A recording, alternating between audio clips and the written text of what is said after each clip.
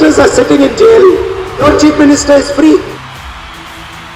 And I am your soldier in Delhi. Anything you need in Delhi, you have to give me an order and I will try and fulfill.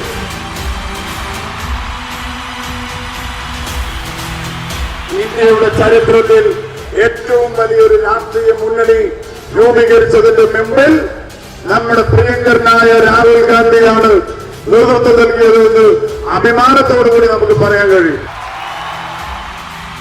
ജനങ്ങളെ സേവിക്കുന്ന കാര്യത്തിൽ, പോരാട്ട വീര്യത്തിന്റെ കാര്യത്തിൽ ഒരു പടി പോലും പിന്നിലേക്ക് പോകാതെ പറഞ്ഞ വാക്ക് പാലിക്കുകയും വാക്കിൽ ഉറച്ചു നിൽക്കുകയും ചെയ്യുന്ന അത്യുജ്വലനായിട്ടുള്ള ഒരു രാഷ്ട്രീയ നേതാവായി, ഇന്ത്യയെ മുഴുവൻ ഉള്ളുകൊണ്ടറിഞ്ഞ രാഷ്ട്രീയ നേതാവായി നമ്മുടെ പ്രിയങ്കരനായ രാഹുൽ ഗാന്ധി മാറിയിരിക്കുക.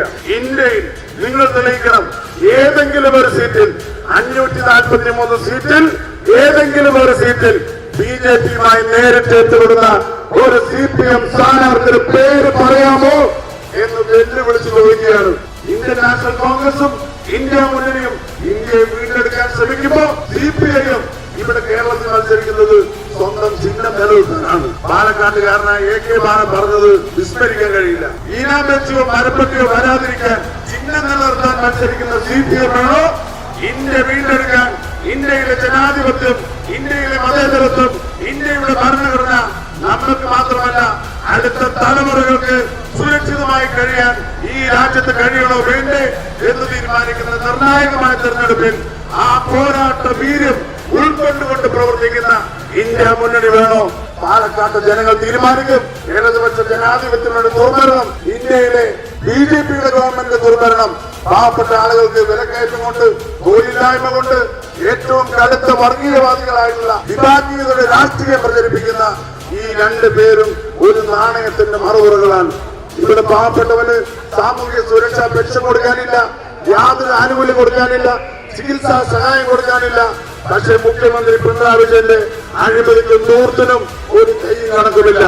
ജനദ്രോഹ നയങ്ങളുമായി മുന്നോട്ട് പോകുന്ന ഈ രണ്ട് സർക്കാരുകൾക്കെതിരെ അതിശക്തമായ പ്രതിഷേധമായി ഈ തെരഞ്ഞെടുപ്പ് രൂപപ്പെടണം. നമുക്ക് എല്ലാവർക്കും നമ്മുടെ രാജ്യത്തെ വീണ്ടെടുക്കാനുള്ള പോരാട്ടത്തിൽ ഒന്നായി, ഒറ്റക്കെട്ടായി ഒരുമിച്ച് മുന്നേറാം എന്ന് മാത്രം സൂചിപ്പിച്ചുകൊണ്ട് ഈ മഹാസമ്മേളനം അത്യുജ്വലമാക്കിയ, ഒരു രാഷ്ട്രീയ മുന്നണി നടത്താത്ത പാലക്കാട് പുതിയൊരു ചരിത്രം സൃഷ്ടിച്ച നിങ്ങൾക്ക് എല്ലാവർക്കും എന്റെ ഹൃദയം നിറഞ്ഞ അഭിവാദ്യങ്ങൾ നേർന്നുകൊണ്ട് ഐക്യ ജനാധിപത്യത്തിന് വേണ്ടി സ്ഥാനാർത്ഥിയെ മത്സരിക്കുന്ന എനിക്ക് കൈയടയാളത്തിൽ വോട്ട് രേഖപ്പെടുത്തി എന്നെ വിജയിപ്പിക്കണമെന്ന് വിനയപൂർവ്വം അഭ്യർത്ഥിച്ചുകൊണ്ട് എന്റെ വാക്കുകൾ ചൊല്ലുന്നു. നന്ദി, നമസ്കാരം, ജയ് ഹിന്ദ്.